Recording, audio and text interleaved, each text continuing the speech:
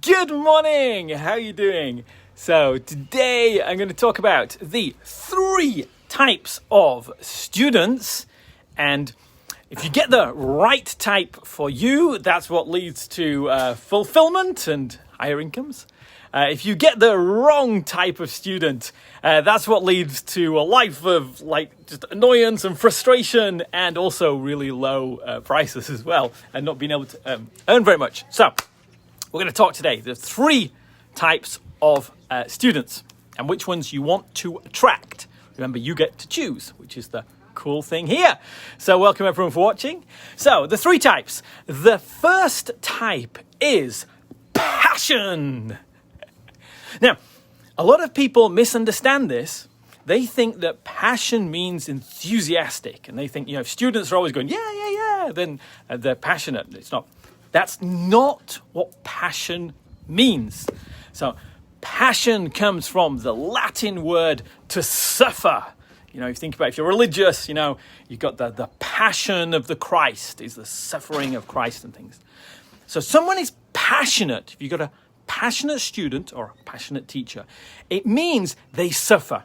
They go through all the hard work. They go through all the suffering, all the language learning plateaus, all the learning the vocab, all the talking, all the embarrassment. They go through the suffering, but they do it anyway.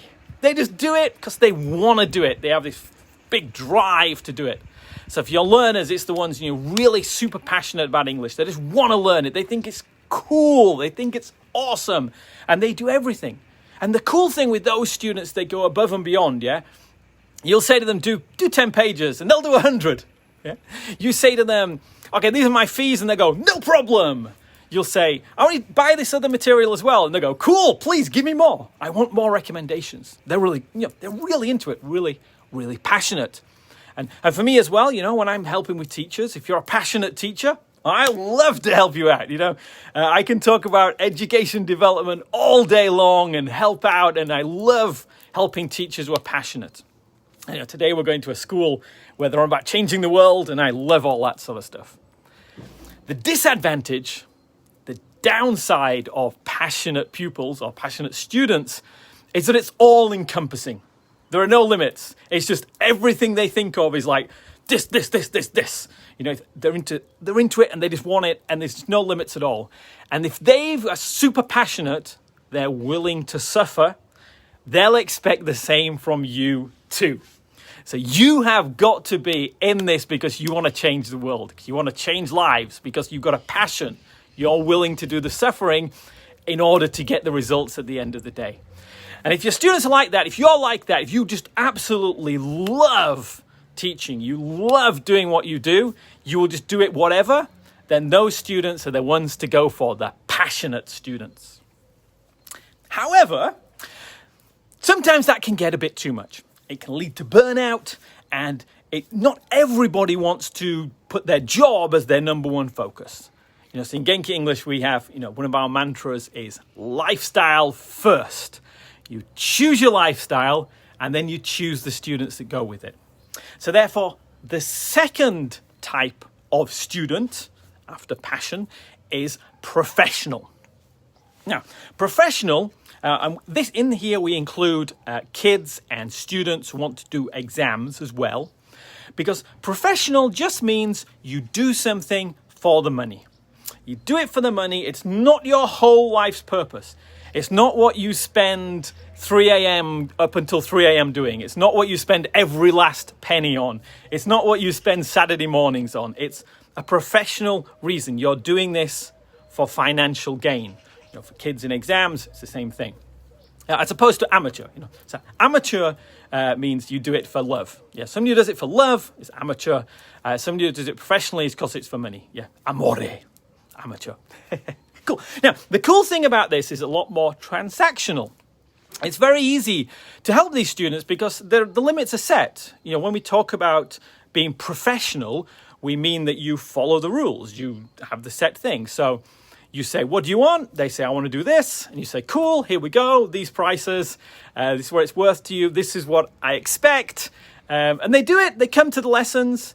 But they don't go all in like the passionate learners. They won't be up till 5 a.m. or dissecting your videos or watching them 1,000 times. They'll do what you say, and they'll pay you for it handsomely, because the cool thing with professional is it's very easy for you to determine how much is that worth. For a parent to, if you say, okay, if your kid comes to my class, they'll get these better marks in the exams. What is that worth? It's very easy to calculate.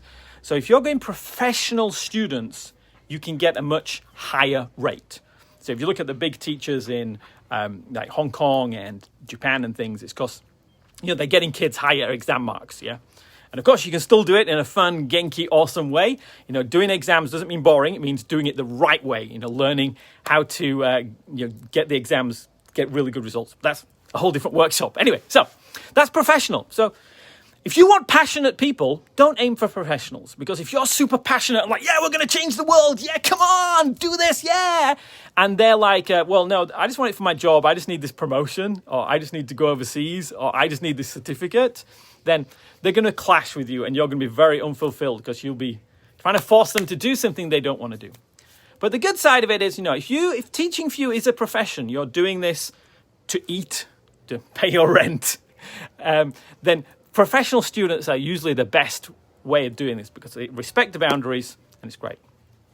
There is a slightly related character category of, especially for kids, kids who don't want to learn, but that's still professional, because as a private teacher, you'd never take those people on. And in government school, it's professional because they're paying your taxes to pay your wages, and you decide whether to take that on or not. So professional is very straight. It's very, here are the limits. Here's what we do. Can't call me on a Sunday morning because I'm with my family. This is your lesson. I expect this of you. You can't turn up and say your dog ate the homework, because you agreed. It's a professional agreement we've got here. And as I say, it's cool because you can charge more prices. So passion, professional. So what's the third one? What do you think the third one could be? Well, the third one is hobby. So basically, if you got, you're working in a company, teaching a company, and they don't really care. They just do it as a hobby. Or maybe if you've got kids who are coming and the parents don't care about results and things, they don't care about them speaking. They just want to, have a bit of different from babysitting, but there's a bit of fun and things like that. Or for me, on my Wednesday night, I used to have a granny's class, and for them it was a hobby. English was their hobby. They weren't super passionate about it. They didn't go home and go, wow, I want to learn this. And they weren't professional about it because they didn't earn any extra money from it. They were just doing it for fun. And, they just wanted to gossip and play games and things like that, which is cool. You can do that. And obviously, you're not going to earn as much money from people who do it as a hobby, because it's more difficult to quantify. You can't say, come to my lessons for blah, blah, blah weeks and you'll get this pay rise or whatever. You can't do that. But it's easier. So you see a lot of teachers people who maybe just doing English as a hobby. They teach English as a hobby, yeah? So they're like, I want everything for free. And, I'm not investing. I'm not buying something. No. Or they're saying, we'll do colours and numbers this week. Yeah. We'll do, what lesson shall I do tomorrow? I don't know. Let's have a look. Let's look on the internet for a lesson plan. They don't prepare things. They don't plan and stuff like that. Those are hobby teachers. And again, I say I love working with passionate teachers. If your teacher wants to change the world, boom, I'll go full on with you and go all the way. If you're a professional teacher, you want to earn some income, you've got these rules, you look at my materials and you say, will this save me time, save me money? You buy it, we do it, I ask you questions, it's cool. But if you ring me at 3 o'clock in the morning, then you're not probably going to get an answer. Hobby teachers, I tend not to be really... Not too into.